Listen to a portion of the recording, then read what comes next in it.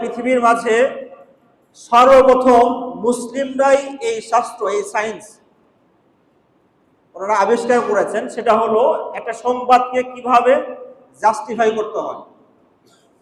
সংবাদ যে কোনো ব্যক্তি কিছু না কিছু বিচার করে, একদম বিচার করে না তা নয়, কিন্তু বিচার করার জন্য একটা সায়েন্স দাঁড় করানো, একটা বিজ্ঞান দাঁড় করানো। সংবাদের বাহক, মূল ঘটনা, পরবর্তী ধারক বাহক যারা আছে, এই সবগুলো বিষয় একের পর এক ধাপে ধাপে কিভাবে পরীক্ষা নিরীক্ষা করতে হবে, কোন কোন নিয়ম নীতি এখানে প্রয়োগ করতে হবে, হলে কি বিধান হবে, না হলে কি হবে, এই পুরা বিষয়টাই সর্বপ্রথম মুসলিমরা আবিষ্কার করেছে। আপনারা অনেক সময় গবেষণার কথা জানেন, তো গবেষণা করার জন্য গবেষণার মেথড দরকার হয়, গবেষণার পদ্ধতি দরকার হয়, রিসার্চ মেথড। তো রিসার্চ মেথডের ক্ষেত্রেও অনেক বিষয় মুসলিমরাই প্রথম আবিষ্কার করেছে, এবং এই দাবি শুধু মুসলিমদের না, বরং অমুসলিম অনেক গবেষক ওনারা এই কথা স্বীকার করে গেছেন যে ইউরোপ আমেরিকায় হয়তো অনেক পরে এসে 19 শতকে বা 18 শতকের পরে এসে একটা সংবাদ যাচাই বাছাই করার জন্য ওনারা অনেক ধরনের ক্রাইটেরিয়া, অনেক ধরনের মানদণ্ড আবিষ্কার করেছেন, এবং বর্তমানে আরো অনেক উন্নত হয়েছে। কিন্তু একটা সায়েন্স হিসাবে, একটা একটা শাস্ত্র হিসাবে এর সূচনা হয়েছে মুসলিমদের হাতে। এর কারণ কি? এর কারণ হলো যে মুসলিমরা প্রথম থেকে ওনারা স্থির করেছেন, সিদ্ধান্ত নিয়েছেন যে কোরআন এটাকে সংরক্ষিত রাখতে হবে, হাদিস রাসূলের বাণী এটাকে সংরক্ষণ করতে হবে। আর রাসূলের বাণী সংরক্ষণ করতে হলে হাদিস বা খবর, সংবাদ কিভাবে সংরক্ষণ করতে হয়, কিভাবে মিথ্যা এবং ভুল থেকে মুক্ত রাখতে হয়, এই বিষয় সম্পর্কে সচেতন থাকতে হবে এবং নিয়ম বানাইতে হবে। এই জন্যই রাসূলের হাদিস সংরক্ষণ করতে গিয়ে, হাদিস বর্ণনা করতে গিয়ে কেউ ভুল করলো কি করলো না, সঠিক কথা বলেছে কিনা, রাসূল যা করেছেন তা ব্যক্ত করতে পেরেছে কিনা, নিজের থেকে শব্দ সংযোজন করেছে কিনা, কোনো বিয়োজন হয়েছে কিনা, পরিবর্তন হয়েছে কিনা, যাই হোক না কেন এটা ধরার জন্য নিয়ম আছে। প্রত্যেকটা একটা শব্দ যদি পরিবর্তন হয়ে যায় সেটা ধরার জন্য নিয়ম আছে। এবারে মুসলমানরা আবিষ্কার করেছেন, এটা শুধু আবিষ্কারই করেননি, বরং প্রয়োগও করেছেন। যার কারণে আজও আমরা কোরআন অক্ষত হয়ে পাচ্ছি, আজও আমরা হাদিসকে অক্ষত হয়ে পাচ্ছি। রাসূল কারীম সাল্লাল্লাহু আলাইহি ওয়াসাল্লাম যেভাবে কথা বলেছেন তা সুরক্ষিত আছে আমাদের কাছে। অন্যদিকে অন্য যে কোনো ধর্মের দিকে তাকান, কোন ধর্ম এ কথা বলতে পারবে না যে তারা যে ব্যক্তিকে মেনে চলে ওই ব্যক্তির বাণীকে এভাবে ধারাবাহিকভাবে প্রজন্ম বাই প্রজন্ম এটাকে সুন্দরভাবে সুরক্ষিত রেখেছে। এই দেখা যাবে যে হয়তো একজন, দুইজন বা এক প্রজন্ম, দুই প্রজন্ম পর্যন্ত কারা সংরক্ষণ করেছে এদের ইতিহাস আছে, এর পিছনে কারা আছে এই বিষয়টা অন্ধকারে, অস্পষ্ট নাই। আমাদের যখন ব্রিটিশদের ছিল তখন বিভিন্নভাবে খ্রিস্টান মিশনারিরা এই ভারত উপমহাদেশে তাদের দাওয়াতি কাজ চালাতো, মুসলিমদেরকে এবং হিন্দুদেরকে খ্রিস্টান বানানোর জন্য। তো সে ওলামায়ে কেরাম এই সকল মিশনারিদের বিপক্ষে অবস্থান নিয়েছেন এবং খোলা ময়দানে বিতর্ক, মুনাজারা দাওয়াত দিয়েছেন। এর মাঝে প্রসিদ্ধ একজন যিনি মুনাজারা করেছেন, হযরত মাওলানা রহমাতুল্লাহ কিরণবী রাহিমাহুল্লাহ, উনি পাদ্রী ফান্ডার এর সাথে বিতর্ক করেছেন, মুনাজারা করেছেন, এবং বিতর্কের মঞ্চে বারবার জিজ্ঞাসা করেছেন যে ঈসা আলাইহিস সালামকে যে ইনজিল শরীফ দেওয়া হয়েছিল সেই কিতাবটা কই, সেটা দেখান, অথবা বর্তমানের প্রচলিত বাইবেল যে ঈসা আলাইহিস সালামের যুগে লেখা হয়েছে বা ঈসা আলাইহিস সালামের উপর অবতীর্ণ যে কিতাব সেটাই, এটার ধারাবাহিকতা দেখান, সনদ দেখান। তো তখন ওই পাদ্রী সবার সামনে স্পষ্ট স্বীকার করেছে যে এটা আমাদের কাছে সংরক্ষিত নাই। তাদের কাছে নাই, মানে এটা তারা সংরক্ষণ করে রাখতে পারেন। যার কারণে আজ যে বাইবেল আছে, বাইবেলে অনেক ধরনের বৈপরীত্য আছে, সাংঘর্ষিক অনেক তথ্য আছে, অনেক বিষয় আছে। যাই হোক, মুসলিমদের একক বৈশিষ্ট্য এটা যে নিজেদের নবী এবং রাসূলের কথাকে এত সুন্দরভাবে, সুন্দর কাঠামোর মাধ্যমে, একটা সায়েন্স বিজ্ঞানের মাধ্যমে সুরক্ষিত করেছে। সূরাতুল হুজুরাত থেকে দুই একটি আয়াত নিয়ে আলোচনা করেছিলাম। সূরাতুল হুজুরাতের আজকের যে আয়াত নিয়ে সংক্ষেপে দুই একটি কথা বলার চেষ্টা করব। এই আয়াতটি মূলত মিডিয়া সম্পর্কে, সংবাদ ও সংবাদ মাধ্যম সম্পর্কে। কোরআনুল কারীমের মাঝে একাধিক আয়াতই অবতীর্ণ হয়েছে, যে আয়াতগুলো সংবাদ এবং সাংবাদিক, মিডিয়া ও মিডিয়া কর্মীর বিভিন্ন বৈশিষ্ট্য, নীতি, নৈতিকতা ইত্যাদি বিষয় নিয়ে কথা বলেছে। এখান থেকে খুব সহজেই অনুধাবন করা যায় যে কোরআনুল কারীম আমাদের মানে দৈনন্দিন জীবনের ছোটখাটো বিষয়গুলো নিয়েও খুবই গুরুত্ব দিয়েছে এবং আলোচনা করেছে, আমাদেরকে পথ দেখিয়েছে, মানে অন্ধকারে ছেড়ে দেয়নি, বরং পথ পরিষ্কার করেছে। এই জন্যই তো রাসূল কারীম সাল্লাল্লাহু আলাইহি সাল্লাম বলেছেন যে তারাকতুকুম আলাল মাহাজ্জাতিল বাইদা লাইলুহা কানাহারিহা, আমি দুনিয়া থেকে চলে যাচ্ছি, তোমাদেরকে অন্ধকারে রেখে যাচ্ছি না, তোমাদেরকে একদম পরিষ্কার স্পষ্ট রাস্তার উপর রেখে যাচ্ছি, মসৃণ হাইওয়ে, একদম অনেক প্রশস্ত রাস্তার উপর রেখে যাচ্ছে। এবং এই রাস্তা এত পরিষ্কার, এত আলোকিত যে এটা রাত ও দিনের মতো। দিনের বেলায় রাস্তা দেখার জন্য বাড়তি কোনো লাইট, আলোর প্রয়োজন হয় না, সূর্যের আলোই যথেষ্ট। কিন্তু রাত্রিবেলা রাস্তা দেখার জন্য অনেক আলোর ব্যবস্থা করতে হয়, কৃত্রিম আলোর ব্যবস্থা করতে হয়। তো ইসলাম এবং শরিয়া নামক যে রাস্তায় আমাদেরকে রেখে গেছেন নবীজি সাল্লাল্লাহু আলাইহি ওয়াসাল্লাম, এত স্পষ্ট, এত আলোকিত, এত প্রশস্ত যে রাত দিন এক বরাবর সব সময়ের জন্য আলোকিত হয়ে থাকে। এটা বোঝা যায় কোরআনকে যখন আমরা নিজেরা পড়ি, বোঝার চেষ্টা করি, তো দেখা যায় আমাদের জীবনের এমন কোনো বিষয় নাই যে বিষয়ে কোরআন কথা বলেনি। কখনো একদম সুস্পষ্টভাবে, একদম ধরে ধরে কথা বলেছে, কখনো কখনো নীতি বর্ণনা করেছে, মৌলিক নীতি বলে দিয়েছে যে ক্ষেত্রে তোমার নীতি এটা হবে। সংবাদ এবং সাংবাদিকতা বা মিডিয়া সম্পর্কেও এরকম একাধিক আয়াত আছে, যে আয়াতের মাঝে এই বিষয়ের মৌলিক কিছু নীতি বলে দেওয়া হয়েছে। সূরাতুল হুজুরাতের যে আয়াতটি আজকে আমাদের আলোচনার বিষয়, সেই আয়াতের মাঝেও এই বিষয়ে আলোচনা এসেছে। এই আয়াতের শুরুতেও আল্লাহ সুবহানাহু ওয়া তাআলা আমাদেরকে সম্বোধন করেছেন আগের মতোই, ইয়া আইয়ুহাল্লাযীনা আমানু, মানে হে ঈমানদারগণ, হে অমুক ব্যক্তি যার অন্তরের মাঝে ঈমান আছে, যার দিলে ঈমান আছে, তার জন্যই পরবর্তী বিধান। তার মানে হলো পরবর্তী বিধানের গভীরতা, পরবর্তী বিধানের তাৎপর্য এটা তারই বেশি ভালো বুঝে আসবে যার ঈমান মজবুত, যার ঈমানের স্তর যেমন, বিধানগুলো বুঝে আসা এবং বিধানগুলো বাস্তবায়ন করার স্তরও সেই পরিমাণ হবে। এই জন্য অনেক সময় দেখা যায় যে আমরা অনেক কোরআনে অনেক বিধান শুনি, কিন্তু ওইভাবে বুঝে আসে না, অন্তরে রেখাপাত করে না, অন্তরে বসে না। তো এর অনেক কারণই আছে, কিন্তু বড় একটি কারণ হলো ঈমান ও ঈমানের দাবি পূরণের ক্ষেত্রে আমরা দুর্বল।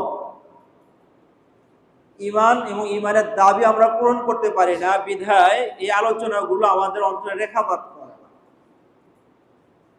আজকে আমরা প্রতি জুমাতে আলোচনা শুনছি, এই মসজিদে হোক, যে কোনো মসজিদে হোক, যেখানে আমরা জুমার নামাজ পড়ি, আলোচনা হতেই থাকে। প্রতিটা আলোচনা যদি আমাদের একটা ক্লাস হতো, চিন্তা করে দেখেন যে আমাদের বয়স হতে 30 বা 40, 50, 60 যাই হোক না কেন, প্রতিটি জুমা হচ্ছে আমাদের একটা ক্লাস। তাহলে এতগুলো ক্লাস যদি একসাথে জমা করা হয়, তাহলে দেখা যেত যে একসাথে পড়লে আপনি ইসলামিক স্টাডি দিয়ে অনার্স করে ফেলতেন, এরকম হয়ে যেত। কিন্তু এটাকে প্রথম হচ্ছে ক্লাস হিসাবে নেয়ই না। কেউ, অনেকে নেয় যে ঠিক আছে জুমার দিন দু একটা কথা বলে, আমরাও শুনি, এতটুকু, মানে একটা নিয়ম, স্বাভাবিক প্রচলিত নিয়ম হিসাবে গ্রহণ করে। আর এর মাঝে অনেকেই খোঁজে ভালো লাগা, মানে যিনি একটু খুব সুন্দরভাবে গল্প বলবেন, ইনিয়ে বিনিয়ে কথা বলবেন, তো তার টোন, তার কথা, তার গল্প, এটাই তার ভালো লাগে।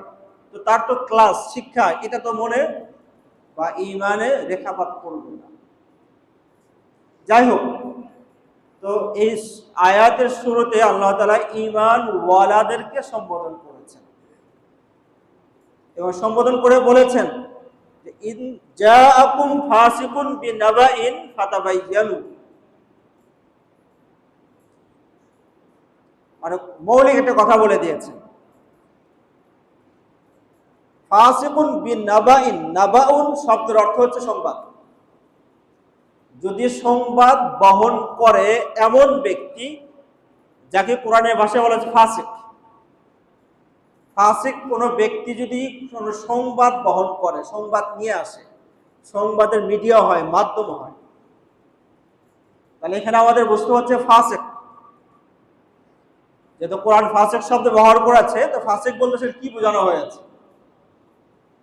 ফাসিক শব্দ সাধারণত আমরা ব্যবহার করি, বা শরীয়ী দৃষ্টিকোণ থেকে ফাসিক শব্দের অর্থ হলো এটাই যে শরীয়ত মানে না, সে ফাসিক। যে শরীয়ত থেকে বের হয়ে গেছে, শরীয়তের অনুশাসন সে গ্রহণ করে না বা মানে না, সে ফাসিক। তো এই অর্থের মাঝে একটা বার্তা আছে, সেটা হলো বের হয়ে যাওয়া, নির্দিষ্ট পথ থেকে সরে যাওয়া, নির্দিষ্ট নীতি থেকে সরে যাওয়া, আদর্শ থেকে সরে যাওয়া। তো ফাসিক বা ফিস্ক আমরা অনেক সময় শব্দও বলি। তো ফিস্ক বা ফাসিক এই শব্দের মাঝে সরে যাওয়ার অর্থ আছে। তাহলে যদি আমরা শাব্দিক অর্থ হিসেবে দেখি, তাহলে যে কোনো ব্যক্তি যদি আদর্শ থেকে সরে যায়, তাহলে তাকে ফাসিক বলা যাবে।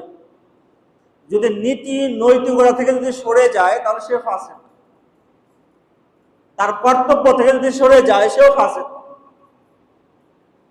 এখন আপনি বলেন যে যদি কোনো ব্যক্তি নিজের আদর্শকে বিসর্জন দিয়ে, নিজের নীতি নৈতিকতাকে বিসর্জন দিয়ে কোনো সংবাদ যদি আপনার কাছে নিয়ে আসে, তখন আপনি কি করবেন?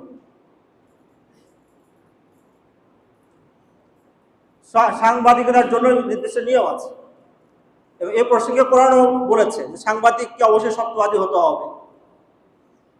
এবং বলা যেতে পারে পৃথিবীর মাঝে সর্বপ্রথম মুসলিমরাই এই শাস্ত্র, এই সায়েন্স ওনারা আবিষ্কার করেছেন। সেটা হলো একটা সংবাদকে কিভাবে জাস্টিফাই করতে হয়। সংবাদ যে কোনো ব্যক্তি কিছু না কিছু বিচার করে, একদম বিচার করে না তা নয়, কিন্তু বিচার করার জন্য একটা সায়েন্স দাঁড় করানো, একটা বিজ্ঞান দাঁড় করানো। সংবাদের বাহক, মূল ঘটনা, পরবর্তী ধারক বাহক যারা আছে, এই সবগুলো বিষয় একের পরে এক, ধাপে ধাপে কিভাবে পরীক্ষা নিরীক্ষা করতে হবে, কোন কোন নিয়ম নীতি এখানে প্রয়োগ করতে হবে, হলে কি বিধান হবে, না হলে কি হবে, এই পুরা বিষয়টাই সর্বপ্রথম মুসলিমরা আবিষ্কার করেছে। আপনারা অনেক সময় গবেষণার কথা জানেন, তো গবেষণা করার জন্য গবেষণার মেথড দরকার হয়, গবেষণার পদ্ধতি দরকার হয়। Research method. তো রিসার্চ মেথডের ক্ষেত্রেও অনেক বিষয় মুসলিমরাই প্রথম আবিষ্কার করেছে, এবং এই দাবি শুধু মুসলিমদের না, বরং অমুসলিম অনেক গবেষক ওনারা এই কথা স্বীকার করে গেছেন যে ইউরোপ আমেরিকায় হয়তো অনেক পরে এসে 19 শতকে বা 18 শতকের পরে এসে একটা সংবাদ যাচাই বাছাই করার জন্য ওনারা অনেক ধরনের ক্রাইটেরিয়া, অনেক ধরনের মানদণ্ড আবিষ্কার করেছেন, এবং বর্তমানে আরো অনেক উন্নত হয়েছে। কিন্তু একটা সায়েন্স হিসাবে, একটা ফান, একটা শাস্ত্র হিসাবে এটার সূচনা হয়েছে মুসলিমদের হাতে। এর কারণ কি? এর কারণ হলো যে মুসলিমরা প্রথম থেকে ওনারা স্থির করেছেন, সিদ্ধান্ত নিয়েছেন যে কোরআন এটাকে সংরক্ষিত রাখতে হবে, হাদিস রাসূলের বাণী এটাকে সংরক্ষণ করতে হবে। আর রাসূলের বাণী সংরক্ষণ করতে হলে হাদিস বা খবর, সংবাদ কিভাবে সংরক্ষণ করতে হয়, কিভাবে মিথ্যা এবং ভুল থেকে মুক্ত রাখতে হয়, এই বিষয় সম্পর্কে সচেতন থাকতে হবে এবং নিয়ম বানাইতে হবে।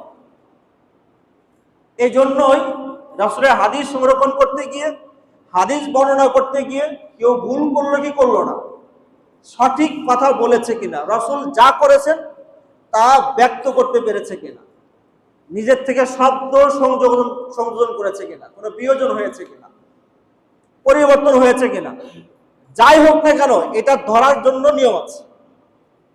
প্রত্যেকটা, মানে একটা শব্দ যদি পরিবর্তন হয়ে যায় সেটা ধরার জন্য নিয়ম আছে। এবারে মুসলমান আবিষ্কার করেছেন, এটা শুধু আবিষ্কারই করেননি, বরং প্রয়োগও করেছেন, যার কারণে আজও আমরা কোরআন অক্ষত হয়ে পাচ্ছি, আজও আমরা হাদিসকে অক্ষত হয়ে পাচ্ছি। রাসূল কারীম সাল্লাল্লাহু আলাইহি ওয়াসাল্লাম যেভাবে কথা বলেছেন তা সুরক্ষিত আছে আমাদের কাছে।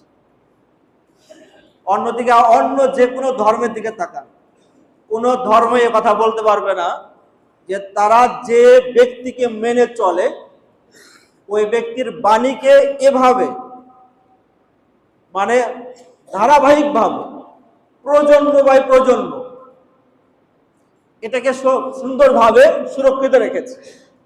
এই দেখা যাবে যে হয়তো একজন, দুইজন বা এক প্রজন্ম, দুই প্রজন্ম পর্যন্ত কারা সংরক্ষণ করেছে এদের ইতিহাস আছে, এর পিছনে কারা আছে এই বিষয়টা অন্ধকারে, অস্পষ্ট নাই। আমাদের যখন ব্রিটিশদের ছিল তখন বিভিন্নভাবে খ্রিস্টান মিশনারিরা এই ভারত উপমহাদেশে তাদের দাওয়াতি কাজ চালাতো, মুসলিমদেরকে এবং হিন্দুদেরকে খ্রিস্টান বানানোর জন্য। তো সে ওলামায়ে কেরাম এই সকল মিশনারিদের বিপক্ষে অবস্থান নিয়েছেন এবং খোলা ময়দানে বিতর্ক, মুনাজারা দাওয়াত দিয়েছেন। এর মাঝে প্রসিদ্ধ একজন যিনি মুনাজারা করেছেন হযরত মাওলানা রহমাতুল্লাহ কেরানবী রাহিমাহুল্লাহ, উনি পাদ্রী ফান্ডার এর সাথে বিতর্ক করেছেন, মুনাজারা করেছেন, এবং বিতর্কের মঞ্চে বারবার জিজ্ঞেস করেছেন যে ঈসা আলাইহিস সালামকে যে ইনজিল শরীফ দেওয়া হয়েছিল সেই কিতাবটা কই, সেটা দেখান, অথবা বর্তমানের প্রচলিত বাইবেল যে ঈসা আলাইহিস সালামের যুগে লেখা হয়েছে বা ঈসা আলাইহিস সালামের উপর অবতীর্ণ যে কিতাব সেটাই, এটার ধারাবাহিকতা দেখান, সনদ দেখান। তো তখন ওই পাদ্রী সবার সামনে স্পষ্ট স্বীকার করেছে যে এটা আমাদের কাছে সংরক্ষিত নাই, তাদের কাছে নাই, মানে এটা তারা সংরক্ষণ করে রাখতে পারেন। যার কারণে আজ যে বাইবেল আছে, বাইবেলে অনেক ধরনের বৈপরীত্য আছে, সাংঘর্ষিক অনেক তথ্য আছে, অনেক বিষয় আছে। যাই হোক, মুসলিমদের একক বৈশিষ্ট্য এটা যে নিজেদের নবী এবং রাসূলের কথাকে এত সুন্দরভাবে, সুন্দর কাঠামোর মাধ্যমে, একটা সায়েন্স, বিজ্ঞানের মাধ্যমে সুরক্ষিত করেছে। এটা ওনারা অনুপ্রেরণা থেকে পেয়েছেন, কোরআন থেকে পেয়েছেন। খোদ রাসূল কারীম সাল্লাল্লাহু আলাইহি ওয়াসাল্লাম অনুপ্রাণিত করেছেন, ব্যাখ্যা দিয়েছেন কিভাবে একটা খবরকে যাচাই বাছাই করতে হয়, সেই বিষয়ে আলোচনা করেছেন, হাতে কলমে শিক্ষা দিয়েছেন। এখান থেকে সাহাবায়ে কেরাম শিখেছেন, নিয়েছেন। এই আয়াতের মাঝেও বলা হয়েছে যদি কোনো ফাসিক, অর্থাৎ সঠিক আদর্শ থেকে সরে গেছে, নীতি নৈতিকতা থেকে সরে গেছে এমন কোনো ব্যক্তি যদি কোনো সংবাদ নিয়ে আসে, তাহলে চিন্তা করা যায় যে যে শরিয়া থেকে সরে গেছে বা সাংবাদিকতার যে নিয়ম আছে সেখান থেকে সরে গেছে, তাদের ক্ষেত্রে একই বিধান। আর চিন্তা করে দেখেন যে বর্তমান মিডিয়ার জগতে যারা কাজ করছেন, তো তাদের কতজন সাংবাদিক এমন আছে, কতজন মিডিয়া কর্মী এমন আছে যার উপরে আস্থা রাখা যায়। এই আয়াত বলছে যদি ফাসিক হয়, নীতি নৈতিকতা থেকে যদি সরে যায়, তাহলে সে ফাসিক, আর তার কথার উপর তখন আর বিশ্বাস করা যাবে না। নতুন ভাবে এটাকে দেখতে হবে, পর্যবেক্ষণ করতে হবে, নতুন ভাবে বিচার বিশ্লেষণ করতে হবে, করে নিশ্চিত হলে তবে এটাকে বিশ্বাস করা যাবে। শুধু এই ব্যক্তির সংবাদের উপর আর নির্ভর করা যাবে না। তো এই নীতি যদি আমরা বর্তমান মিডিয়া জগতে যদি বাস্তবায়ন করি, প্রয়োগ করি, তাহলে দেখা যাবে যে অনেক সংবাদই এমন যেটার উপর নির্ভর করা যাবে না, মানে খুবই কঠিন ভয়াবহ অবস্থা হয়ে যাবে। এবং এখানে এটাও বলা যায় যে ফাসিক মানে ফাসিক অথবা যে নীতি নৈতিকতা সরে যাচ্ছে, তার সংবাদের উপর আস্থা কেন রাখা যাবে? এর কারণ কি? এর বড় একটা কারণ হলো, যে ব্যক্তি নীতি থেকে সরে যাচ্ছে সে বাস্তব কথা বলবে না, নিজের কথা বলবে। একটা হচ্ছে বাস্তব পরিস্থিতি তুলে ধরা, আর একটা হচ্ছে নিজের কথা তুলে ধরা। একটা ঘটনা যেভাবে ঘটেছে সেভাবে তুলে ধরা হলো, এটা সঠিক সাংবাদিকতা। আর একটা ঘটনা ঘটে গেছে একরকম, আর একজন সাংবাদিক নিজের লেন্স থেকে, নিজের পয়েন্ট অফ ভিউ, নিজের দৃষ্টিভঙ্গি থেকে ঘটনাটা তুলে ধরল, তাহলে ঘটনার বাস্তবতা সামনে আসলো না, বরং ওই ব্যক্তিরই চিন্তা সামনে আসলো। তো ফাঁসে খোলে কাজটা হবে, সে সঠিক ঘটনা বলবে না, নিজের মতো করে বলবে, নিজের দৃষ্টিভঙ্গি ব্যক্ত করবে, যা বর্তমানে দেখা যাচ্ছে, এবং নিজের স্বার্থকে রক্ষা করার চেষ্টা করবে। এই আয়াতের সাথে তাফসীরে কিতাবের মাঝে যে ঘটনা উল্লেখ করা হয়, সেই ঘটনা পড়লে বা শুনলে আরো স্পষ্ট হবে। রাসূল করিম সাল্লাল্লাহু আলাইহি ওয়াসাল্লাম এক সাহাবীকে যাকাতের সম্পদ কোন এক গোত্রের মাঝে, এরা সবাই জমা করেছে বা যাকাত দিবে, এই যাকাতের সম্পদ নিয়ে রাসূলের কাছে নিয়ে আসার জন্য দায়িত্ব দিয়েছেন, পাঠিয়েছেন যে অমুক কবিলায় যাও এবং ওই কবিলা থেকে যাকাতের সম্পদগুলো নিয়ে আসো। তো ওই কবিলার সাথে ওনার সাথে পূর্বের কোনো হয়তো ঝামেলা ছিল, যার কারণে ওখানে যেতে উনি ভয় পেয়েছেন। ভয় পেয়ে ভেবেছেন যদি আমি ওই কবিলায় যাই তাহলে আমাকে হত্যা করা হতে পারে। এটা ওনার মনের মাঝে এমন ভাবে বসে যাচ্ছে যে রাসূলের সামনে এসেই পরিষ্কার বলে দিয়েছেন যে না, ওখানে যাওয়া যাবে না, তারা তো আমাকে হত্যা করবে। তারা হত্যা করার জন্য তারা এলাকা থেকে বের হয়ে এসেছে, উদ্যত হয়েছে, ইত্যাদি ইত্যাদি।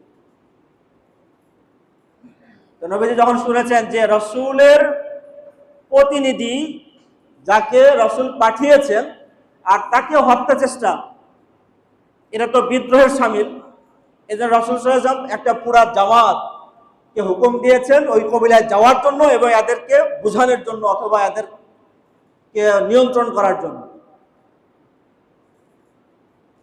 তো পরে ঘটনা লম্বা, এখানে এই পয়েন্টটাই দেখেন যে যাকে পাঠানো হলো যাকাতের সম্পদ আনার জন্য, উনি সম্পদ একত্র করা হয়েছে কি হয়নি, যাকাত তারা উঠিয়েছে কি উঠায়নি, এই বিষয়গুলোর সঠিক তথ্য না দিয়ে নিজের মনের মাঝে একটা কল্পনা তৈরি হয়েছে, আর সেই কল্পনার ভিত্তিতে একটা সংবাদ রাসূলের কাছে উপস্থাপন করেছে।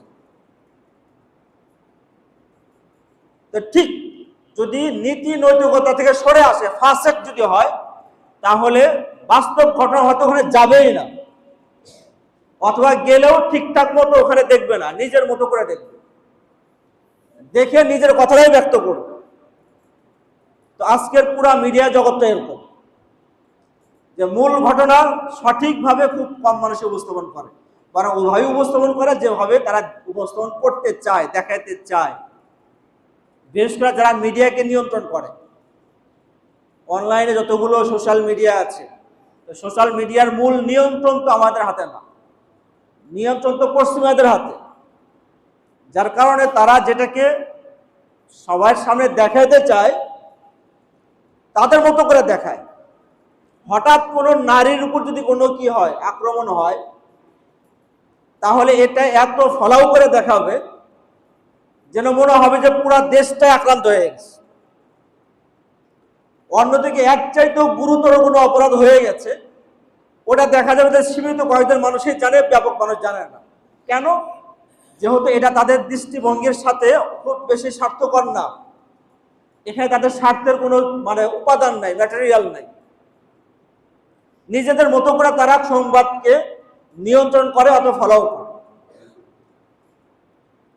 আমাদের মিডিয়া জগতে অনেককে এমন দেখা যায় যে নিজেদের উপার্জনের জন্য, নিজেদের ভিউ বাড়ানোর জন্য, নিজেদের রিচ বাড়ানোর জন্য একজন ব্যক্তির হয়তো বিপদে পড়েছে অথবা সম্মান হানিকর কোনো পরিস্থিতিতে পড়ে গেছে অথবা অ্যাক্সিডেন্ট হয়ে গেছে, তো তাকে বাঁচানোর চাইতে ভিডিও করাতে ব্যস্ত হয়ে যায়।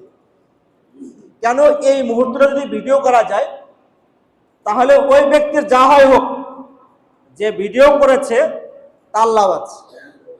সে নিজের ভিউ বাড়ানোর, নিজের কন্টেন্টের রিচ বেশি হওয়ার প্রতি এখন লক্ষ্য করছে। বাস্তবে আসলে এটা প্রচার করার যোগ্য কি যোগ্য নয়, এটা প্রচার করলে ওই ব্যক্তি যার সম্পর্কে প্রচার করা হচ্ছে সে কতটা ক্ষতিগ্রস্ত হবে, এই বিষয়গুলোর কোনো তোয়াক্কা নেই।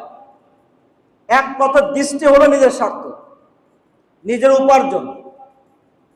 এই সবগুলো ফাসিকুল শব্দের ব্যাখ্যার মাঝে চলে আসে। তো কোরআনের মাঝে বলা হয়েছে যদি কোনো ফাসিক কোনো সংবাদ নিয়ে আসে তাহলে কি করো? ফাতাবাইয়ানু, তোমরা তাবাইয়ুন করো, যাচাই বাছাই করো, নতুন করে আবার খোঁজ খবর নাও যে সংবাদ সত্য কি সত্য না। যে ফাতাবাইয়ানু এই শব্দের মাঝে গবেষণা, রিসার্চ এর প্রতি কি করে ইঙ্গিত করা হয়েছে। সংবাদের ক্ষেত্রে রিসার্চ, নতুন করে দেখা, সত্যকে তুলে নিয়ে আসার জন্য চেষ্টা করা, এটার প্রতি উদ্বুদ্ধ করা হয়েছে। এবং এখানে খুবই চমৎকার একটা বিষয় ঘটেছে, সেটা হলো আয়াতের শুরুতে বলা হয়েছে ইয়া আইয়ুহাল্লাযীনা আমানু, ঈমান ওয়ালাদেরকে বলা হচ্ছে। আর আয়াতের পরের অংশে বলা হচ্ছে যে গবেষণা করো, সত্যকে খুঁজে বের করো, রিসার্চ করো। তার মানে হলো যে ঈমানের বড় একটা দাবি হলো সত্য পর্যন্ত বোঝার চেষ্টা করা, যেটা আর এক নাম গবেষণা। গবেষণার নামই এটা, সত্যকে উন্মোচন করা, সত্য পর্যন্ত বোঝার চেষ্টা করা, এটাই গবেষণা, রিসার্চ। ঈমানের দাবি হলো গবেষণা করা, ঈমানের দাবি হলো রিসার্চ করা। এই জন্য মুসলিম মানে সে যে কোনো কথা বিশ্বাস করবে না, সত্য পর্যন্ত বোঝার চেষ্টা করবে। এই জন্য যারা বেশি ঈমানদার ছিলেন, আমরা যত পিছনে যাব তত বেশি দেখা যাবে যে সাহাবা, পরবর্তী যুগ যারা আছে, প্রত্যেকের মাঝেই গবেষণা এবং রিসার্চের প্রবণতা ব্যাপক। ব্যাপকভাবে ওনারা গবেষণা করেছেন, রিসার্চ করেছেন। কিন্তু অনেক পরে এসে দেখা গেল যে মুসলিমরা ঈমানের দিক থেকে দুর্বল হয়েছে, গবেষণাও তো দুর্বল হয়ে গেছে।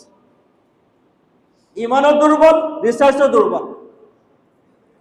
যখন নাকি ঈমানও দুর্বল, গবেষণাও দুর্বল, তো মুসলিম উম্মাহ জাতীয়ভাবে পিছিয়ে পড়ে গেছে, জাতীয়ভাবে এখন নিষ্পেষিত হচ্ছে, জাতীয়ভাবে এখন অন্যদের তাবেদারি করছে, অন্যদের গোলামি করছে, অন্যদের অনুশাসন গ্রহণ করছে। কেন? মৌলিক কারণ, অনেক কারণই আছে, কিন্তু মৌলিক কারণে দুটা: ঈমানের দুর্বলতা, আর ঈমানের বড় একটা দাবি হলো তাবাইয়ুন, গবেষণা এবং রিসার্চের দুর্বলতা। অতএব যদি মুসলিম উম্মাহকে আবার আগাইতে হয়, নতুন করে আবার যদি বিশ্ব নেতৃত্বে আসতে হয়, তাহলে এই দুই জায়গাকে মজবুত করতে হবে। ঈমানের জায়গাকে মজবুত করতে হবে, তাবাইয়ুন, রিসার্চ এবং গবেষণাকে মজবুত করতে হবে। তাহলে দেখা যাবে আবার নতুন করে সামনে আসবে। আর যদি এই দুই জায়গা যদি মজবুত না হয়, তাহলে এভাবেই চলতে থাকবে, এভাবেই চলতে থাকবে। এরপরে আয়াতের পরে অংশে বলা হয়েছে যে তোমরা যদি ফাসেকের সংবাদের উপরে নির্ভর করো আর যদি কোনো তাবাইয়ুন নতুন ভাবে যাচাই বাছাই না করো, তাহলে হবে হলো যে তোমরা কোনো ফাসেকের কথার উপর ভিত্তি করে একটা মন্তব্য করবা, কারো উপর আক্রমণ করে বসবা, কারোর উপর বিচার করে বসবা, আর এই বিচার, এই মন্তব্য, এই আক্রান্ত হবে যে জাহালা, অজ্ঞতার ভিত্তিতে। এখানে জাহালা শব্দ ব্যবহার হয়েছে কোরআন আয়াতের মাঝে। তার মানে ঠিকঠাক মতো সত্যকে না জেনে যাচাই বাছাই না করে সিদ্ধান্ত নেওয়া মানে হচ্ছে অজ্ঞতার ভিত্তিতে সিদ্ধান্ত নেওয়া। ঠিকঠাক মতো না জেনে কোনো কথা বলাই মানে হচ্ছে অজ্ঞতার ভিত্তিতে কথা বলা। এটাই জাহালা, এটাই জাহিলিয়া। তাহলে তিনটা শব্দকে আপনি সমীকরণ করেন, ঈমান থেকে শুরু করেন, ঈমান থেকে আপনার গবেষণায় যাবে, আর গবেষণা যদি পতন হয়, গবেষণা না হয়, তাহলে সেখানে জাহালা বাড়তে থাকবে, অজ্ঞতা বাড়তে থাকবে। আর যেখানে অজ্ঞতা বাড়বে সে জাতি কখনোই কি হবে না, তাদের মানে উন্নতি হবে না। নেতৃত্ব তো দূরের কথা, নেতৃত্ব দেওয়ার মতো যে কোয়ালিটি দরকার, যে যোগ্যতা দরকার, যে গুণ স্কিল দরকার, এটা তৈরি হবে না। কেন? গবেষণা হাতছাড়া হয়ে গেছে। আর যেখানে গবেষণা হাতছাড়া হবে সেখানে জাহালা ভর করবে, অজ্ঞতা ভর করবে। মানে এই আয়াতের মাঝে প্রতিটা শব্দই এমন যেটাকে বিশ্লেষণ করলে একটা একটা আইডিয়া চলে আসে, একটা একটা নীতি, একটা থিওরি আবিষ্কার করা যায় এখান থেকে, যদিও ভাবে গভীরভাবে দেখা হয়। এই আয়াতের মাঝে আল্লাহ সুবহানাহু ওয়া তাআলা কত সংক্ষেপে মাত্র কয়েকটি শব্দের মাঝেই আমাদেরকে সতর্ক করলেন যে সংবাদ সম্পর্কে আমাদের কতটা সাবধান হওয়া দরকার, এবং এটাও সতর্ক করলেন যে ভুল সাংবাদিকতা, হলুদ মিডিয়ার ক্ষেত্রে আমাদের অবস্থান কি হবে। আর যদি কোনো কওমের মাঝে হলুদ মিডিয়া, ভুল সাংবাদিকতা যদি বেড়ে যায়, বরং মিডিয়া সন্ত্রাস যদি বেড়ে যায়, মিডিয়ার মাধ্যমে যদি সন্ত্রাস ত্রাস ছড়ানো হয়, তাহলে সেই জাতির শেষ পরিণাম কোন দিকে যাবে সেই দিকে এখানে ইঙ্গিত করা হয়েছে। তো এই আয়াতটা আমাদের বারবার শোনা, বারবার দেখা দরকার, ভাবা দরকার, যেহেতু এখানে আমাদের ব্যাপক নীতি নৈতিকতার বার্তা দেওয়া আছে। আল্লাহ তাআলা আমাদেরকে আয়াতকে বোঝার এবং আয়াত অনুযায়ী আমল করার তৌফিক দান করেন। ওয়া আখিরু দাওয়ানা আলহামদুলিল্লাহি রাব্বিল আলামিন।